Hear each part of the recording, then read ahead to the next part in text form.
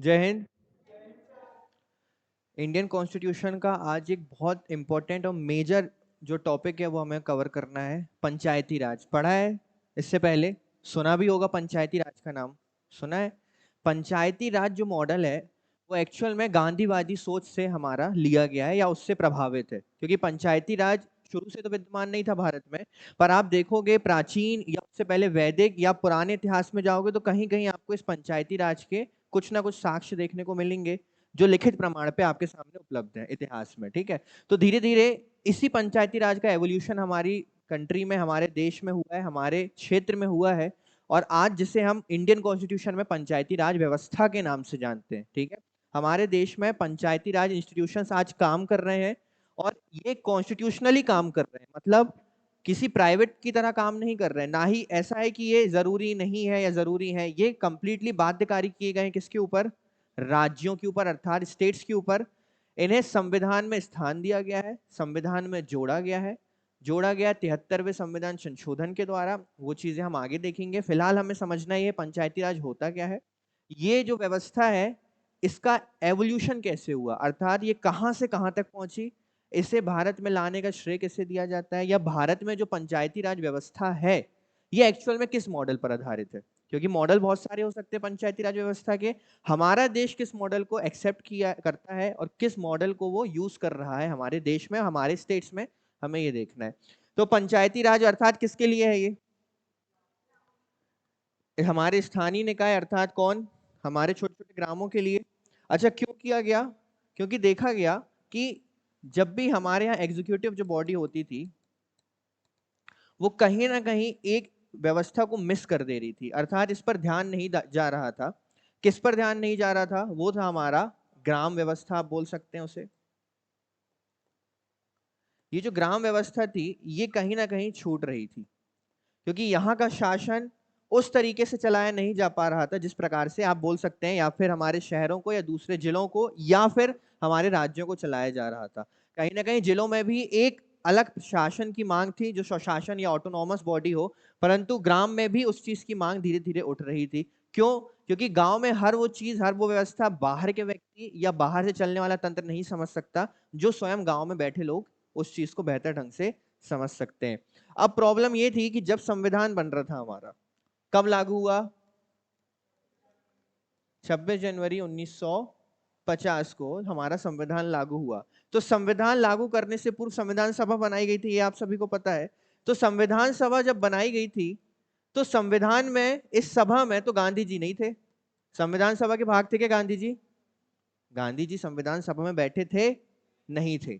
परंतु गांधी जी की विचारधारा से प्रभावित लोग इस संविधान सभा में थे। तो इसका जवाब है हाँ, गांधीवादी विचारधारा से प्रभावित लोग इसमें जरूर बैठे थे। अब सवाल उठता है कि हम जो संविधान बना रहे हैं कि इसमें पंचायती राज व्यवस्था होनी चाहिए या नहीं। तो ये सबसे बड़ा सवाल था। अच्छा, अब जो गांधीवादी विचारधारा के समर्थक हैं वो क्या चाहेंगे? पंचायती राज व्यवस्था हो या ना हो? ये चाहेंगे कि ये व्यवस्था बिल्कुल होनी चाहिए। परंतु देखा गया कि संविधान सभा में इसके सबसे बड़े विरोधी निकलकर आते हैं डॉक्टर भीमराव अंबेडकर। इस व्यवस्था के सबसे बड़े विरोधी थे, या जो चाहते थे कि संविधान में पंचायती राज व्यवस्था को ही स्थान ना दिया जाए। उसके पीछे रीजन एक था, मैं बताता हूं आपको, बी आर अंबेडकर। तो बी आर अंबेडकर इसके विरोधी इसलिए थे क्योंकि बी आर अंबेडकर का मानना था कि एक तरफ हम क्या बात कर रहे हैं कि जो निम्न वर्ग के लोग हैं उन्हें हमें समाज की मुख्य धारा से जोड़ना है। अब गांव में यदि आप पंचायती राज व्यवस्था लागू करेंगे तो सीधी सी बात है वहां पंचायतें बनेंगी, एक पंचायत व्यवस्था होगी, तो वहां पे जो लोग होंगे अर्थात जो रूल करेंगे, क्योंकि जब ये शब्द आता है पंचायत तो इसका मतलब होता है पंच अर्थात पांच, आयत मतलब होता है एग्जीक्यूटिव बॉडी, आप इसे बोल सकते हैं काउंसिल, और आयत मतलब इसमें होता है आपका रूल, अर्थात पांच लोगों के द्वारा बनाई गई काउंसिल का क्या रूल होता है? पंचायती, पंचायत, राज, राज मतलब रूल, तो पांच लोगों द्वारा बनाई गई काउंसिल का रूल। यहां पर अब बात क्या आती है कि जहां बात आती है निम्न वर्ग को छुआछूती नजर से देखना या अस्पृश्यता का सबसे ज्यादा बढ़ावा देना, तो वो देखा गया है कि शहरों से अधिक वो कहां पर होता है? ग्रामों में होता है, गांव में होता है। तो बी आर अंबेडकर की सोच ये थी कि सबसे ज्यादा ऑर्थोडॉक्स या पुरानी विचारधारा के जो लोग हैं वो कहाँ रहते हैं? गांवों में रहते हैं। यदि आप गांवों की व्यवस्था चलाने के लिए गांव के ही लोगों को दे देंगे तो हो सकता है कहीं ना कहीं इस सोच को क्या मिले? बढ़ावा मिले। परंतु फिर उन्हें इस चीज का भी दर्पण दिखाया गया कि ये पंचायती राज व्यवस्था कोई नई जन्मी व्यवस्था नहीं है जिसे हम अभी अभी लागू कर रहे हैं। आप पीछे पलट कर देखेंगे तो वैदिक काल से, प्राचीन काल से ही ये व्यवस्था हमारे देश में चली आ रही है। ऐसा नहीं है कि अभी हम संविधान बना रहे हैं तो हम एकदम से इसको डेवलप करना चाहते हैं। पहले से ही ये व्यवस्था अस्तित्व में है और आगे ये होनी चाहिए, ये बात संविधान सभा में रखी गई। इसीलिए कुछ ना करते हुए आर्टिकल नंबर 40 में किसको रखा गया? पंचायती राज व्यवस्था को या पंचायतों को। अब आर्टिकल नंबर 40 किस में आते हैं? Directive principles of state policy, या जिसे आप हिंदी में कहते हैं नीति निर्देशक तत्व। अब आप ये बताइए कि डीपीएसपी राज्यों पर बाध्यकारी है? बाध्यकारी अर्थात राज्यों को इन्हें कंपलसरी रूप से लागू करना जरूरी है या नहीं? नहीं है। तो क्या बात आई यहां पर निकल कर कि जिन राज्यों का मन है वो पंचायती राज व्यवस्था को लागू करे और जिनका मन नहीं है वो लागू ना करे। तो ये सिस्टम चलते आ रहा था जैसे तैसे। तो आजादी के बाद कोशिश करती थी गवर्नमेंट की ज्यादा से ज्यादा राज्य क्या करें? डीपीएसपी के तहत इसे लागू करने का प्रयास करें। अभी तक पंचायती राज व्यवस्था को बाध्यकारी बनाया नहीं गया है। एक अमेंडमेंट होगा कुछ वर्षों के बाद। अभी तो हम 1946 की बात कर रहे हैं, सॉरी 1950 की बात कर रहे हैं क्योंकि हमारा संविधान लागू हो चुका है।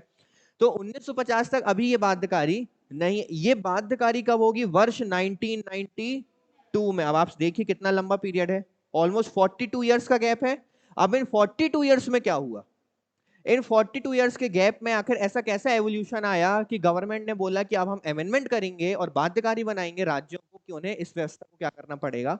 लागू करना पड़ेगा। तो हमारा आज का जो टॉपिक है या जो चैप्टर है वो ये इसी पर आधारित है कि पंचायती राज व्यवस्था कहां से कहां तक आई और किस स्थिति से वो यहां तक पहुंची कि उसको लागू करना क्या हो गया? बाध्यकारी बना दिया गया।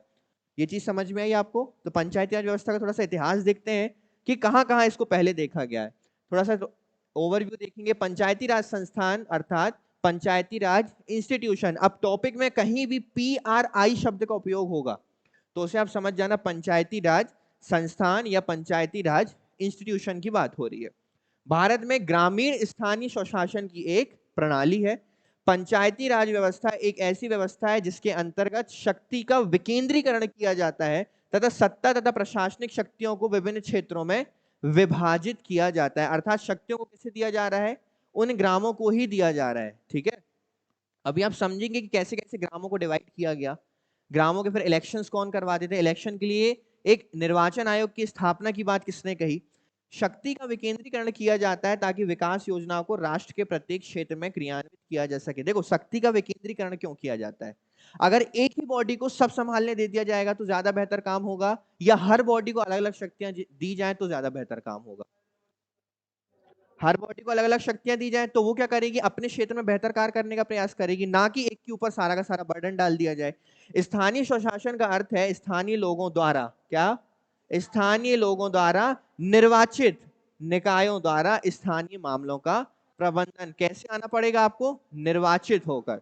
अब वो प्रत्यक्ष भी हो सकता है और अप्रत्यक्ष भी हो सकता है। जमीनी स्तर पर लोकतंत्र की स्थापना करने के लिए 73rd कॉन्स्टिट्यूशन अमेंडमेंट किस वर्ष किया गया था, जिसे हम बाद में पढ़ेंगे कि इसने आखिर ऐसा क्या परिवर्तन किया कि आज सारे देश में हर राज्य के भीतर आपको यह व्यवस्था देखने को मिलती है।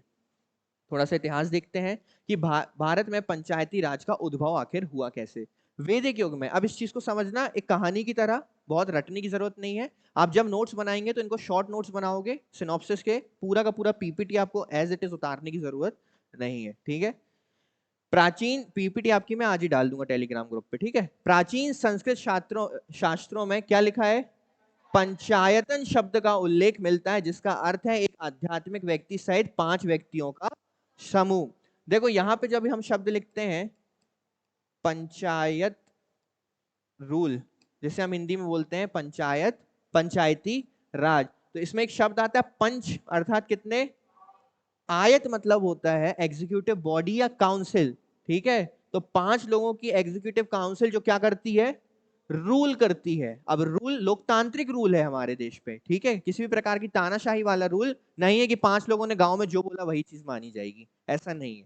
लोकतंत्र पे आधारित होगा जिसे वहां के लोगों का समर्थन प्राप्त होगा। ऋग्वेद में स्थानीय 100 इकाइयों के रूप में सभा, अब देखो ये चीज आपने पढ़ी होगी अगर आपने हिस्ट्री पढ़ी है, कि सभा और समिति का जिक्र आपको उसमें ऋग्वेद में देखने को मिलता है। फिर महाकाव्य की बात करते हैं। महाकाव्य में 2 बड़े महाकाव्य हमारे यहाँ, रामायण और महाभारत। रामायण के अध्ययन से संकेत मिलता है कि प्रशासन को 2 भागों में पुर और जनपद अर्थात नगर और ग्रामों में क्या किया गया था। अब एक चीज बताइए, हमने तो अभी बनाई ना 92 में 73rd और 74th कॉन्स्टिट्यूशन अमेंडमेंट, जिसमें नगरीय स्वशासन और स्थानीय स्वशासन रखा। पर आप देख रहे हो कि नगर और ग्रामों में तो ये पहले डिवाइड हो चुका था। किस काल में? महाकाव्य के कालों में। राज्य में एक जाति पंचायत, कास्ट पंचायत भी होती थी, और जाति पंचायत द्वारा निर्वाचित व्यक्ति राजा के मंत्री परिषद का क्या होता था। देखो कितनी अच्छी बात है, राजा के मंत्री परिषद का एक सदस्य है उस जाति पंचायत का व्यक्ति, अर्थात वो किसका सीधे सीधे नेतृत्व कर रहा है, वहां पर राज दरबार में बैठकर उस जाति पंचायत का क्या करता है, नेतृत्व करता है। महाभारत के शांति पर्व और मनुस्मृति में भी ग्रामों के स्थानीय स्वशासन का क्या मिलता है, साक्ष्य मिलता है। इसके बाद प्राचीन काल में कौटिल्य के अर्थशास्त्र में ग्राम पंचायतों का उल्लेख मिलता है। नगर को क्या कहा जाता था, पुर कहा जाता था। नगर को पुर कहा जाता था और इसका प्रमुख क्या कहलाता था, नागरिक। देखो आज तो सभी को नागरिक कहा जाता है, उस समय नगरों को पुर कहते थे, और पुर का जो प्रमुख होता था उसे क्या कहते थे, नागरिक। स्थानीय निकाय किसी भी राजसी हस्तक्षेप से क्या थे, एकदम मुक्त थे। स्थानीय जो वहां के आपके स्थानीय निकाय होते थे वो अपना स्वशासन स्वयं चलाते थे। मौर्य तथा मौर्योत्तर काल में भी ग्राम का मुखिया क्या होती थी, वृद्धों की एक परिषद अर्थात बुजुर्गों की एक परिषद, जिसे बोला जाता था काउंसिल ऑफ एल्डर्स। ये ग्रामीण जीवन में एक महत्वपूर्ण भूमिका निर्वहन करते थे।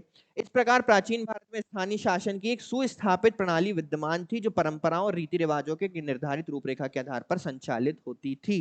तो ये चीज हमने डेवलप नहीं करी है, पुरातन भारत में ये चीज पहले भी देखी जा चुकी है। फिर आता है मध्यकाल। सल्तनत काल के दौरान दिल्ली के सुल्तानों ने अपने राज्य को प्रांतों में विभाजित किया था, जिसे क्या कहते थे, विलायत। ग्राम के शासन के लिए 3 अधिकारी होते थे। किसमें, मध्यकाल में। प्रशासन के लिए मुकद्दम, राजस्व संग्रह के लिए पटवारी, और पंचों की सहायता के विवादों के समाधान के लिए चौधरी। इसलिए चौधरी को एक उपाधि कहा जाता है। ग्रामों को स्वशासन के संबंध में अपने अधिकार क्षेत्र के भीतर क्या प्राप्त थी, शक्तियां। तो यहां देखने मिल रहा है कि यहां पर भी ग्रामों को ऑटोनॉमस पावर दी गई है। मध्यकाल में मुगल शासन के तहत जातिवाद और शासन की सामंतवादी प्रणाली ने धीरे धीरे ग्रामीण स्वशासन को क्या करना शुरू कर दिया, नष्ट करना शुरू कर दिया, क्योंकि अब यहां किसका बीज उग चुका है, जातिवाद का। पुनः यह उल्लेखनीय है कि मध्यकाल में भी स्थानीय ग्राम प्रशासन में स्त्रियों की भागीदारी का कोई उल्लेख प्राप्त नहीं होता है, यह हमारे काम का नहीं है।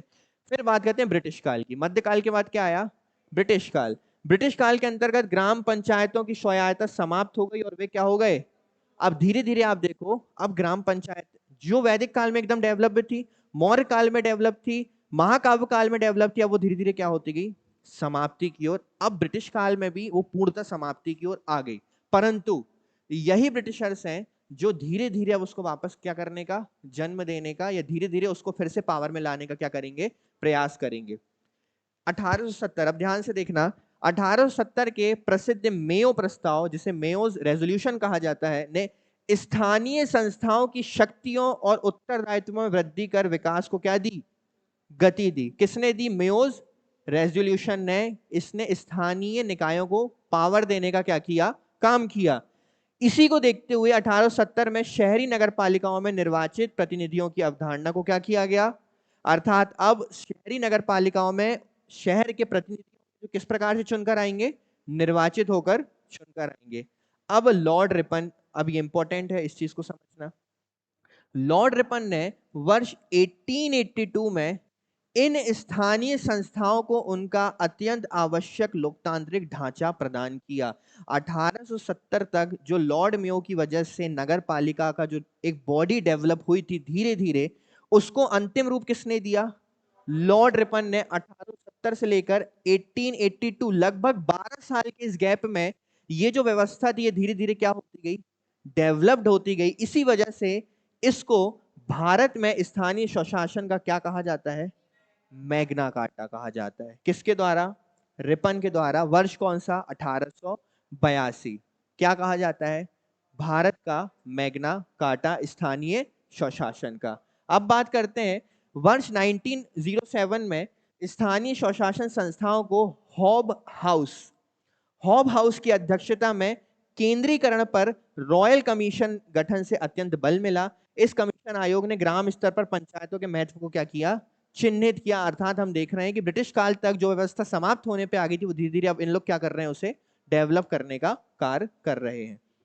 अब स्वतंत्रता के पश्चात ब्रिटिशर्स अपना काम करके चले गए। अब सारा काम किसके दारोमदार है? हमारे ऊपर है। अब किसे करना है? अब इस देश में जो स्वतंत्र हो चुके हैं, अब इस देश में जो भी व्यवस्था होगी उसको चलाने का काम हम करेंगे। तो स्वतंत्रता के बाद आखिर क्या हुआ? आर्टिकल नंबर 40 मैंने आपको बताया, संविधान सभा में विरोध कौन कर रहे हैं?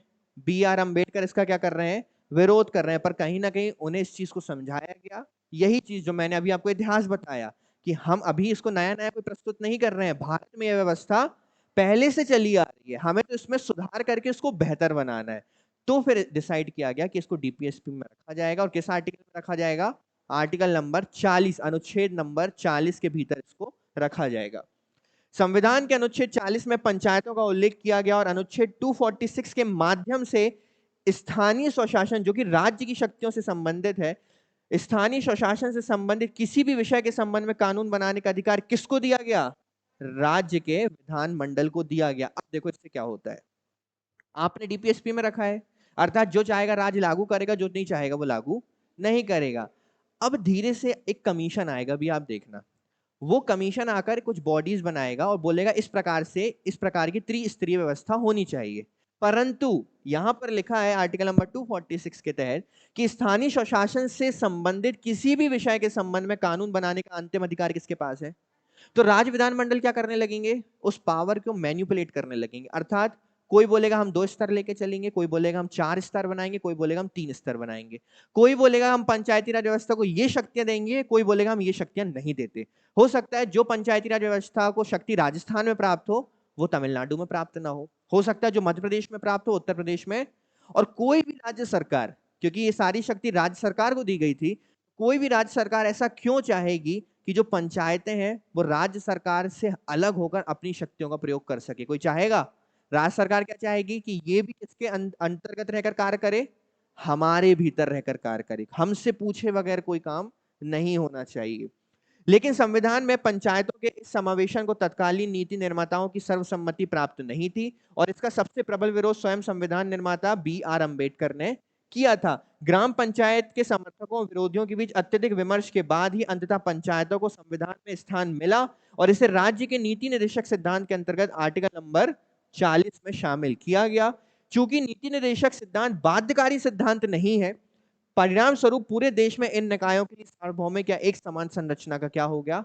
अभाव हो गया। क्योंकि जो बाध्यकारी है वो सबके लिए सिमिलर रहेगा। आज क्या है, आज अगर पंचायती राज व्यवस्था को लेकर संसद कोई भी कानून बनाती है तो राज्य चाहे अथवा ना चाहे उनको क्या करना पड़ेगा?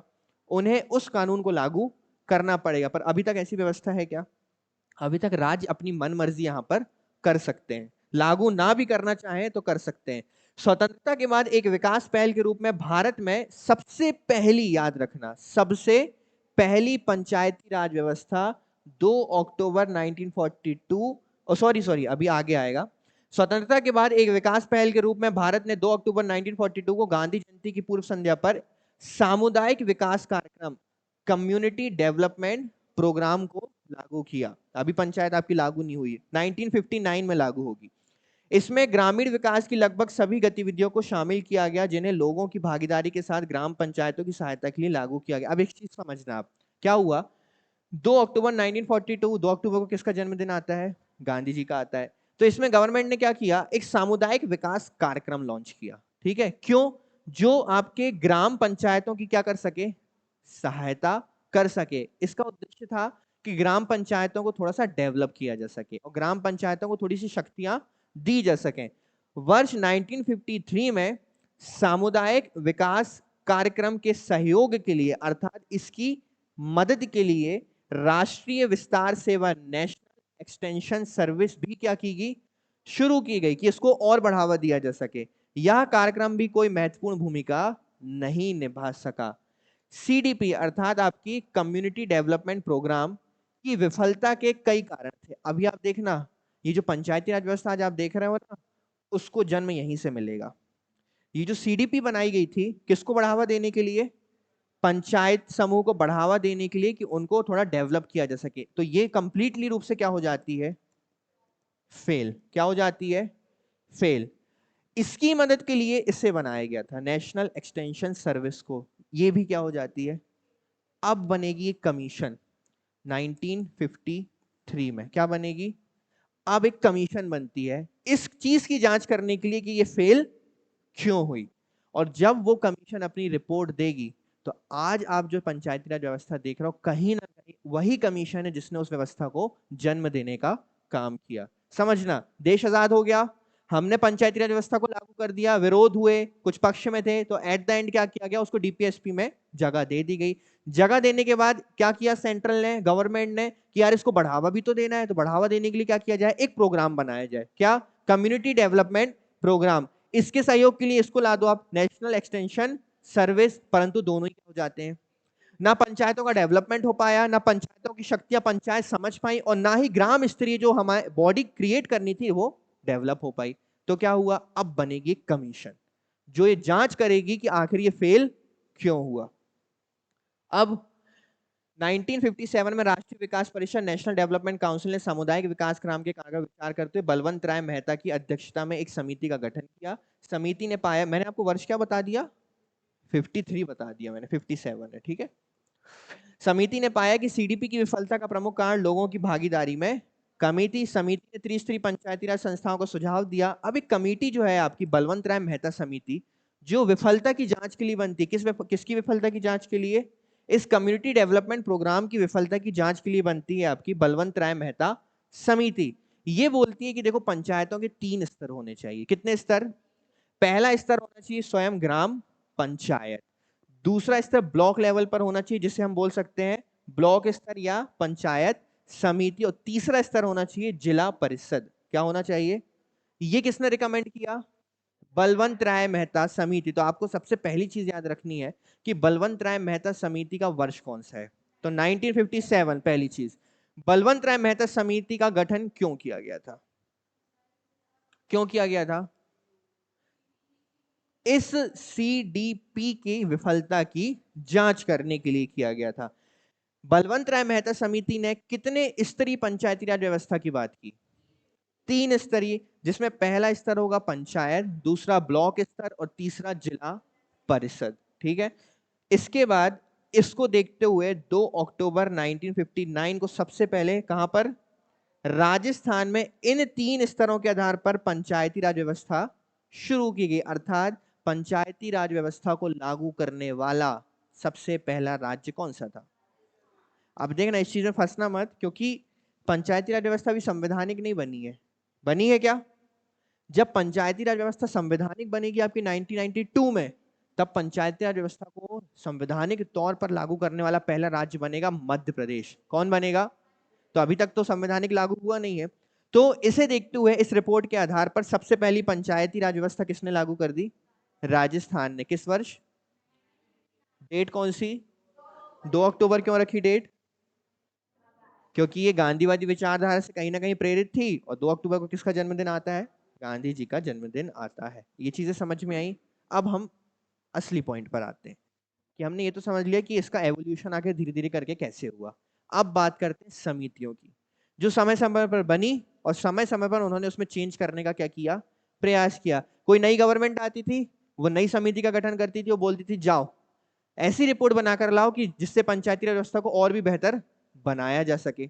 अब होता क्या है, इतनी सारी समितियां बनती हैं समय समय पर, जिसमें सबसे पहली समिति कौन सी थी आपकी, दूसरी अशोक मेहता। इनकी ईयर आपको याद होने चाहिए, जिसमें से इन दोनों की ईयर तो आपको याद होने ही चाहिए, बहुत ज्यादा इंपॉर्टेंट है, 1957 और 1977। अच्छा, इसने बोला 3 स्तरीय, इन्होंने बोला 2 स्तरीय। ये भी पूछा जाता है किसने 2 स्तरीय की बात की थी, अशोक मेहता समिति ने।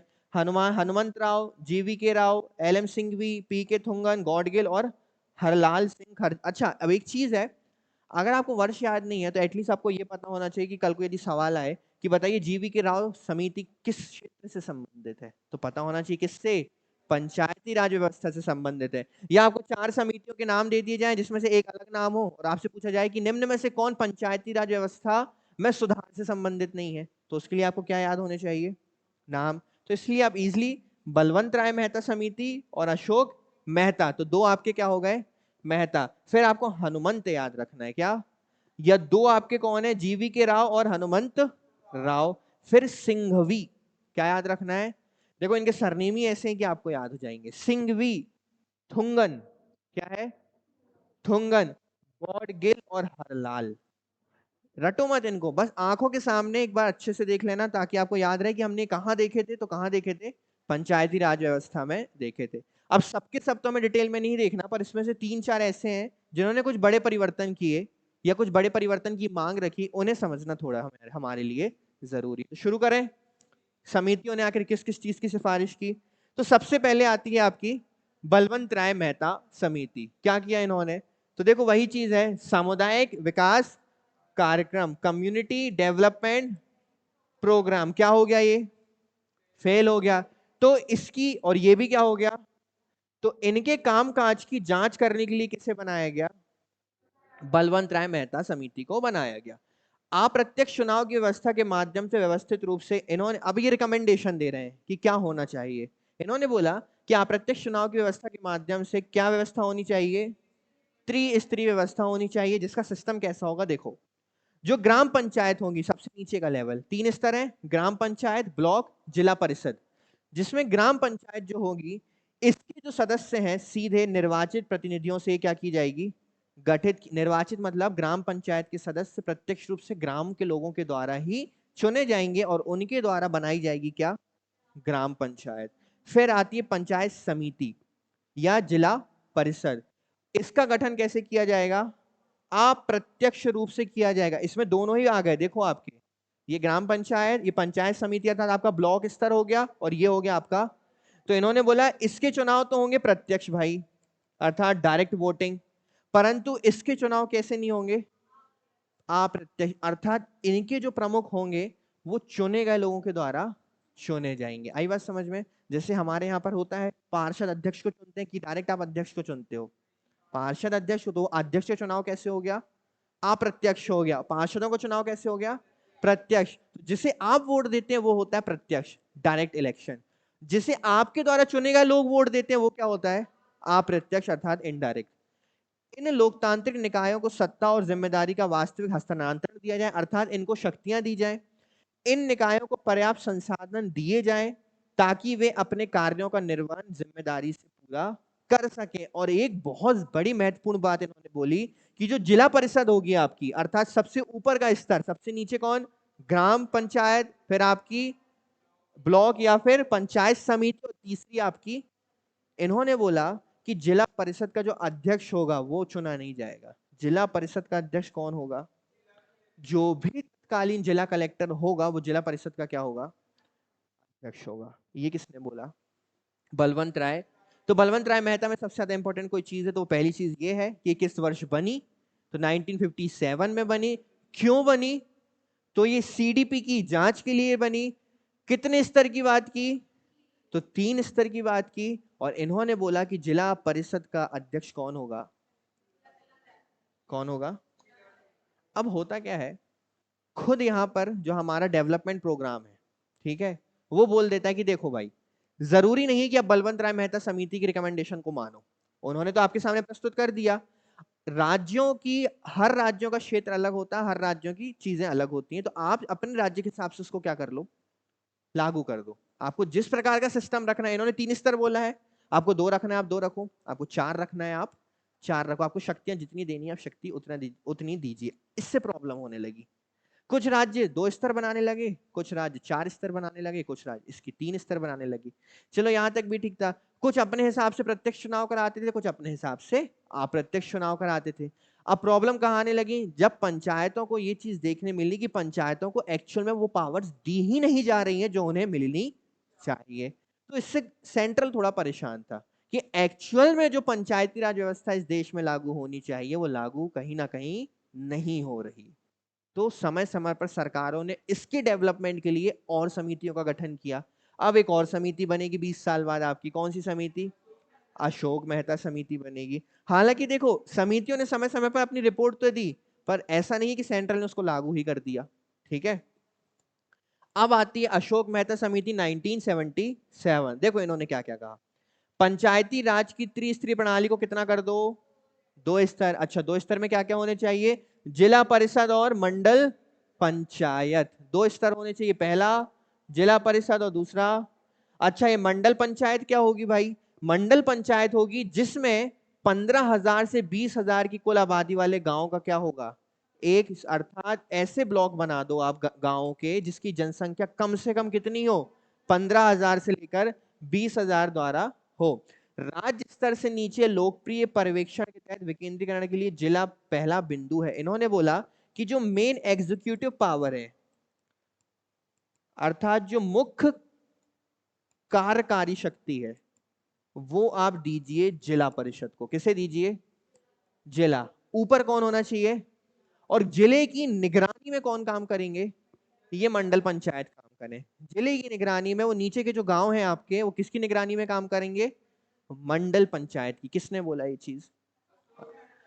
पंचायत चुनाव के सभी स्तरों पर राजनीतिक दलों का क्या करवाएगा?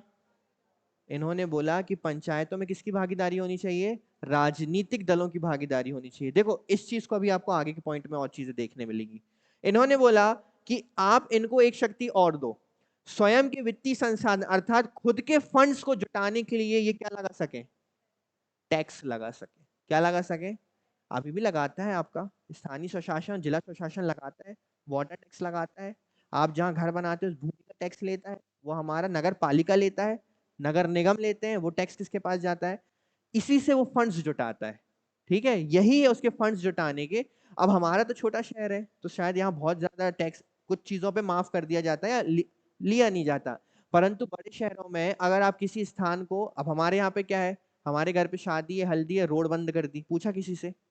नगर पालिका से परमिशन ली, जहां मन किया गड्ढा खोदा और टेंट को वहां क्या कर दिया? खड़ा कर दिया। रोड में हम आज सुबह जहां से निकले लौट के आए तो वहां हल्दी चल रही है। होता है ऐसा? लौट के आए रास्ता बंद, हमें ही नहीं पता है। परंतु बड़े शहरों में इसके लिए भी परमिशन लगती है और कुछ वहां पे टैक्स हमको पटाना पड़ता है उस भूमि का उपयोग करने के लिए। तो इन्होंने बोला कि आप देखो इनको एक पावर और दे दो कि खुद का क्या जुटा सके? फंड्स जुटा सके। किस माध्यम से? टैक्स लगा के माध्यम से। सुनिश्चित करने के लिए इन्होंने ये बोला, अच्छा ये जब सारा पैसा आएगा इसके लिए एक चीज और करो। यहां पर इन्होंने बोला कि जिला स्तरीय एजेंसी और विधायकों की एक समिति के द्वारा आप एक क्या बनाओ? ऑडिट समिति बनाओ, जो क्या करे? इस पैसे का ऑडिट भी करे, जिसमें किसका भागीदारी भी होगी? विधायकों की भी भागीदारी होगी, क्योंकि ये समिति बार बार बोल रही है कि इस पर क्या होना चाहिए? राजनीतिक दलों का आधिकारिक भागीदारी होनी चाहिए। न्याय पंचायतों को विकास पंचायतों से क्या कर दिया जाए?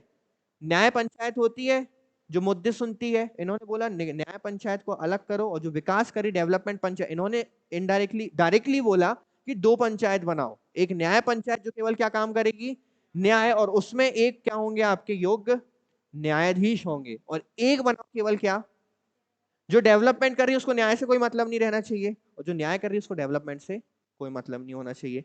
राज्य मंत्री परिषद में, हमारे राज्य में एक मंत्री परिषद होता है, वित्त मंत्री, शिक्षा मंत्री, कानून मंत्री, परिवहन मंत्री होते हैं। इन्होंने बोला कि राज्य मंत्री परिषद में एक नए मंत्री को इंट्रोड्यूस करो। कौन सा मंत्री? इस चीज को याद रखना। वो कौन सी समिति है जिसने सबसे पहले राज्य की मंत्री परिषद में एक नए मंत्री, पंचायती राज मंत्री के होने की बात की? किसने? अशोक मेहता समिति ने। और क्या बोला? एसटी और एससी के लिए जनसंख्या के आधार पर क्या किया जाए? अर्थात स्थानीय स्वशासन और नगरीय स्वशासन में भी आरक्षण की बात। किसके लिए? एसटी और एससी के लिए। और पीआरआई का मतलब क्या है? पंचायती राज इंस्टीट्यूशन को हाँ क्या दिया जाए?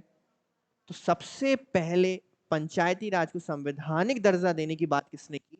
अशोक मेहता समिति। परंतु जो भी इन्होंने रिकमेंडेशन दी है ये सब ठंडे बस्ते में चली गई। इसमें से कोई भी पॉइंट जबरदस्ती बाध्यकारी रूप से लागू नहीं किए गए। जिस राज्य को इसकी जो बात अच्छी लगी वो उसने एक्सेप्ट करके उसको डेवलप कर दिया, जिसको नहीं लगी उन्होंने इग्नोर कर दिया। ठीक है, 1977 तक ये हाल थे।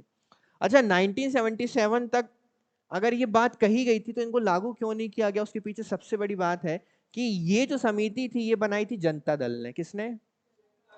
और इस समिति की रिपोर्ट आने तक और ये कार्य को इंप्लीमेंट करने से पहले जनता दल की सरकार समाप्त हो गई।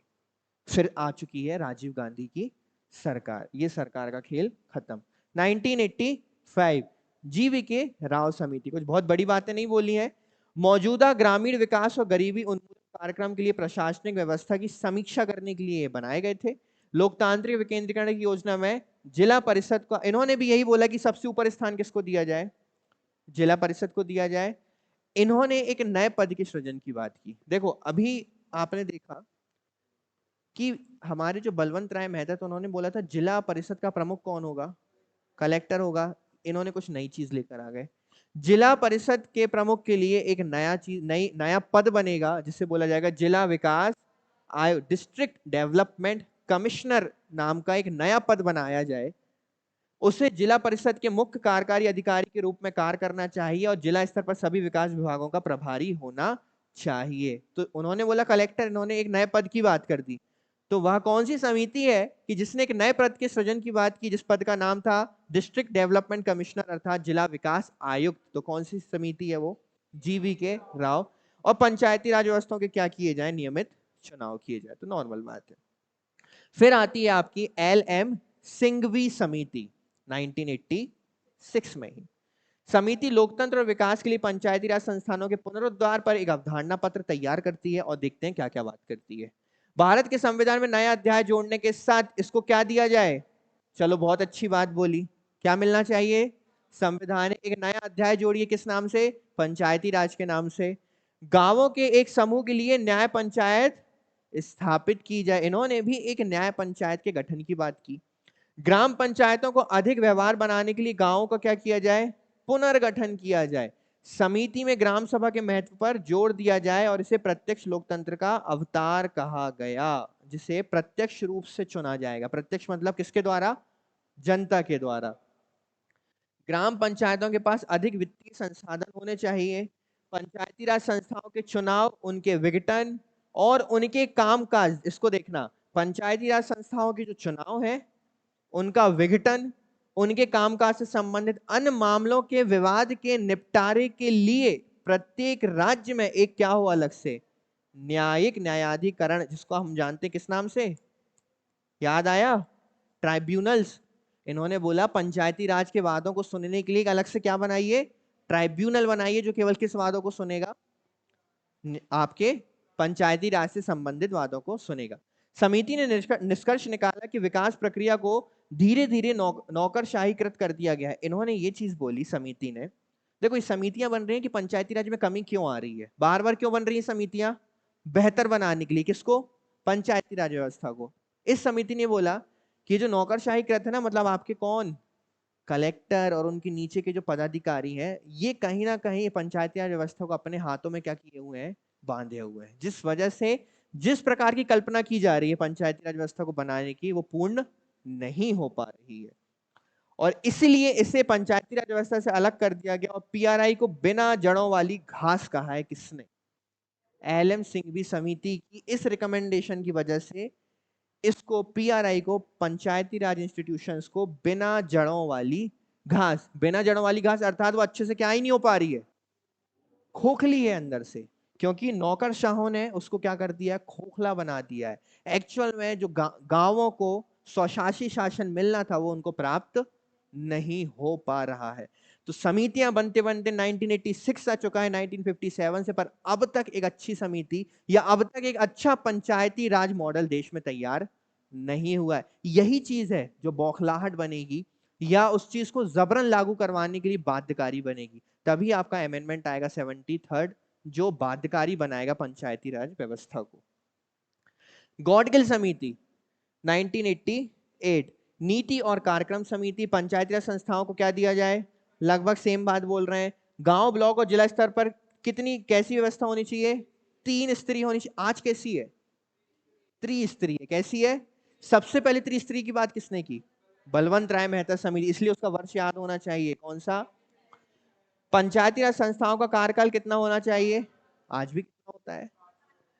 तीनों स्तरों पर पंचायत सदस्यों के लिए क्या होने चाहिए? इन्होंने साफ बोल दिया, तीनों स्तर पर चुनाव कैसे होंगे? प्रत्यक्ष होंगे, अर्थात किसके द्वारा चुने जाएंगे? जनता के द्वारा चुने जाएंगे। अनुसूचित जाति, अनुसूचित जनजाति, महिलाओं के लिए जनसंख्या के अनुपात में क्या दिया जाएगा? इसीलिए आपने देखा होगा कि समय समय पर ये सीट रिजर्व कर दी जाती है वुमेन्स के लिए या फिर महिलाओं के लिए, कि उस पर केवल कौन करेगा, बैठेगा। जैसे पिछले वर्ष हमारी जो नगर पालिका की सीट है वो रिजर्व थी केवल महिलाओं के लिए, कैटेगरी नहीं थी, सब इलेक्शन लड़ सकते थे, पर क्या होनी चाहिए? महिला होनी चाहिए। ठीक है। पीआरआई पर सामाजिक आर्थिक विकास के लिए योजनाएं तैयार करने की जिम्मेदारी होनी चाहिए। पीआरआई को कर अर्थात टैक्स, फाइन अर्थात शुल्क लगाने, एकत्र करने और उचित करने का अधिकार होना चाहिए। पंचायतों को वित्त आवंटन हेतु राज्य वित्त आयोग की क्या की जानी चाहिए? स्थापना। और मोस्ट इंपॉर्टेंट जो सबसे पहले बोला किसने? गॉड ने, गॉड गिल ने, कि पंचायतों के चुनाव कराने के लिए एक राज्य चुनाव आयोग की क्या की जानी चाहिए? क्योंकि 1988 तक आपका अभी तक राज्य निर्वाचन आयोग बनकर तैयार नहीं हुआ है। क्लियर है? तो राज्य में पंचायत चुनाव कराने के लिए राज्य चुनाव आयोग की स्थापना की बात किसने की? गॉड गिल ने की। इस प्रकार से आप देख रहे हैं ये समितियां आखिर कर क्या रही हैं? क्या कर रही हैं समितियां? ये सुधार करने का प्रयास कर रही हैं, ये उन गलतियों को ढूंढने का काम कर रही हैं जिस वजह से पंचायती राज व्यवस्था डेवलप नहीं हो पा रही है। ये बता रही है सरकार को कि ये कीजिए तो शायद ये बेहतर हो सके। ठीक है। इसके अलावा दो समितियां और है, दंतवाला समिति और हनुमंतराव समिति। इन दोनों ही समितियों ने क्या बोला कि मुख्य क्या होना चाहिए?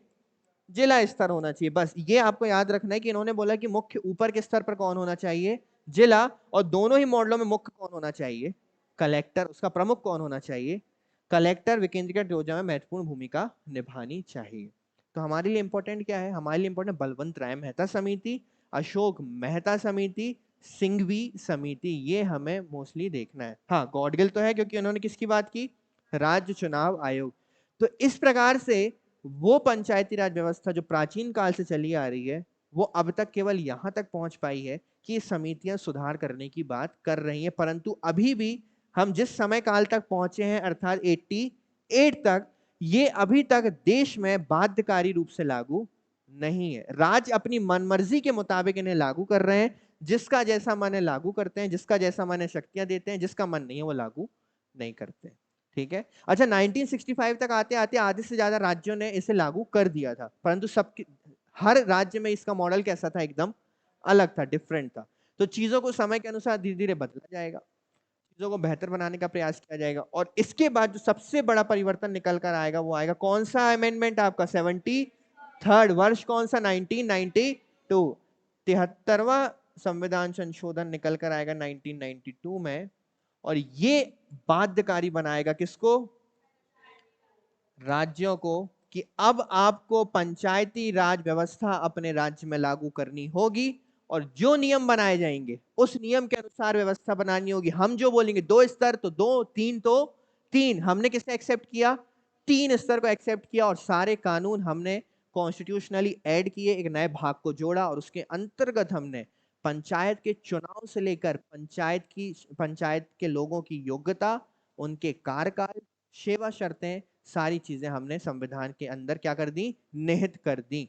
अब आप उसे मानने के लिए क्या हो जाते हैं? बाध्यकारी हो जाते हैं। कल हम पढ़ेंगे 73rd कॉन्स्टिट्यूशनल अमेंडमेंट कि आखिर जब ये आया तो क्या लेकर आया। ठीक है। इसके अंदर ऐसी कौन कौन सी चीजें थी जो ऐड की गई और जो आज सभी के सभी राज्य फॉलो करते आ रहे हैं। समझ में आई? कहानी की तरह चीजें समझ में आई? एक बार आप अच्छे से पीडीएफ पढ़ लीजिएगा जो डाली जाएगी, आपको सारी चीजें एकदम याद रहेंगी। ठीक है। कोई डाउट है? चलिए, जय हिंद।